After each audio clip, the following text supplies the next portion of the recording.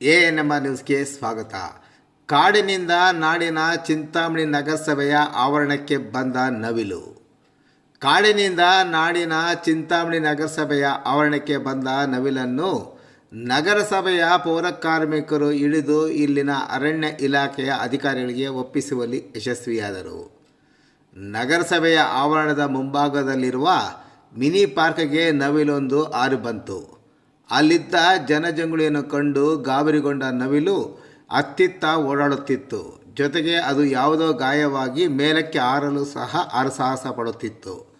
ಕೂಡಲೇ ಅಲ್ಲಿದ್ದ ನಗರಸಭೆಯ ಕಾರ್ಯಪಾಲಿಕ ಪರಿಸರ ಅಭಿಯಂತರ ಉಮಾಶಂಕರ್ ತಮ್ಮ ನಗರಸಭೆಯ ಪೌರ ಕಾರ್ಮಿಕರ ಮೂಲಕ ನವಿಲನ್ನು ಹಿಡಿದು ಅರಣ್ಯಾಧಿಕಾರಿಗಳಿಗೆ ಒಪ್ಪಿಸಿದರು.